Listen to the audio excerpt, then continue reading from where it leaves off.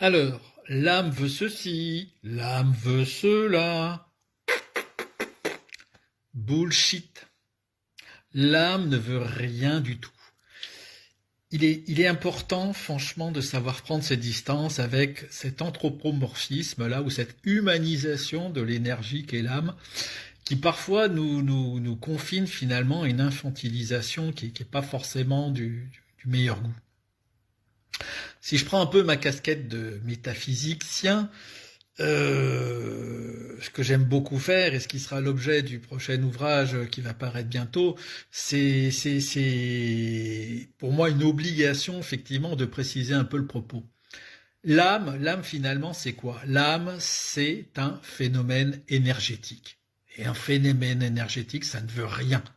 Un phénomène énergétique ça a une vocation, se dissiper. Un phénomène énergétique ça a une phase d'intensification, ça a une phase de montée en charge et ça a une phase de décharge. Voilà. Donc l'âme ne veut rien. L'âme, c'est quoi? L'âme, c'est une combinaison de deux forces énergétiques opposées. Une force de différenciation, la conscience, et une force de cohésion, l'amour. À partir d'un océan, on va dire, je pourrais prendre cette métaphore, à partir d'un réservoir d'énergie infinie, on va appeler ça le néant, on va appeler ça Dieu, on va appeler ça l'univers, appeler ça comme vous voudrez. En métaphysique, nous on appelle ça le néant. À partir de ce réservoir infini d'énergie du néant, émergent des puits d'énergie, émergent des âmes, justement, qui sont, justement, cette émergence de ces deux forces qui sont conjointes, qui sont la conscience et l'amour. Donc, je le répète, un mouvement qu'on peut qualifier de spiralé entre la conscience, la force qui nous permet de se différencier de l'immensité du réservoir d'énergie de base, et puis une force opposée, qui est une force de cohésion, qui est l'amour. Imaginez que finalement vous êtes dans un bain d'énergie, un océan d'énergie, un océan tout court, et qu'émergent des vagues. C'est ça une âme. Une âme, c'est l'émergence d'un phénomène énergétique à partir d'un bassin d'énergie infini. Voilà.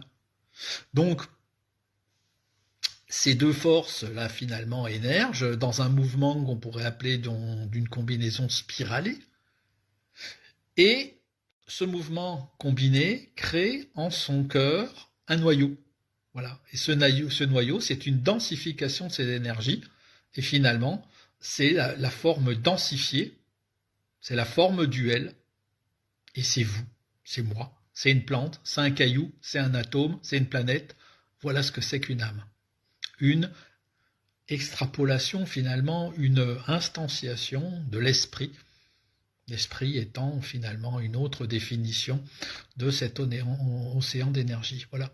Donc, l'âme ne veut rien. Des âmes sœurs. Les âmes sœurs se réunissent, dit-on, après la mort, en conseil des sages, pour définir qui va jouer le rôle de qui.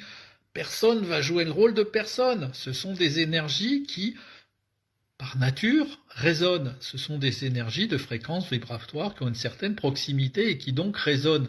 Et donc, rien d'étonnant à ce que si toi, ton âme à toi, c'est-à-dire ton principe énergétique natif, et le mien résonne, c'est que simplement on a des fréquences vibratoires proches. Donc rien d'étonnant à ce que nos besoins ou nos complémentarités, nos affinités telles qu'elles se révèlent dans la dualité, dans la forme de notre vécu à nous, humains, rien d'étonnant à ce qu'il y ait des affinités puisqu'il y a une vraie proximité vibratoire. Voilà, c'est tout. Alors, voilà, parce que j'en ai un peu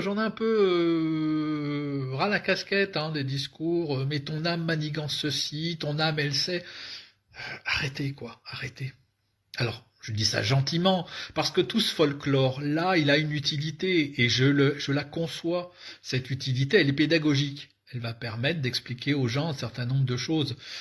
C'est la raison pour laquelle on passe d'une métaphysique avec une ontologie et une spiritualité qui va devenir, le cas échéant, encadrée et qui va avoir une utilité sociologique pour le collectif qui va devenir une religion. Et là, il y a un folklore, et là, on explique des principes d'une manière qui soit plus accessible au grand public. Donc, je le comprends tout à fait.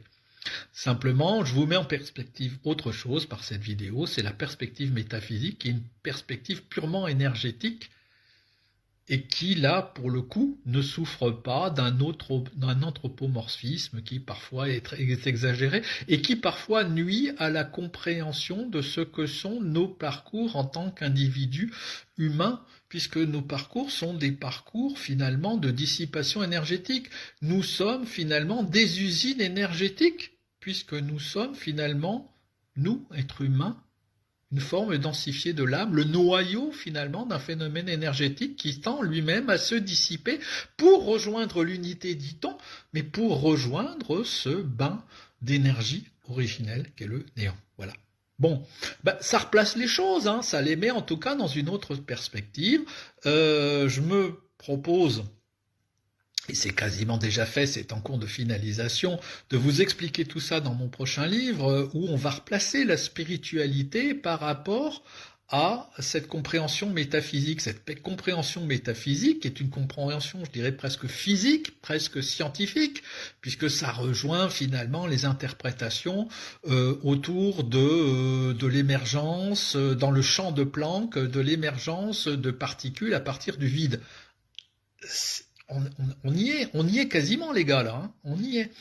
Donc voilà, donc pour moi, il est important de comprendre que notre fonctionnement à nous en tant qu'humains, notre fonctionnement psycho-émotionnel est basé sur un écosystème qui est lui-même basé sur une métaphysique qui correspond simplement à un mouvement énergétique basique. Voilà, bon, pas si basique que ça. Hein. Voilà. Bon.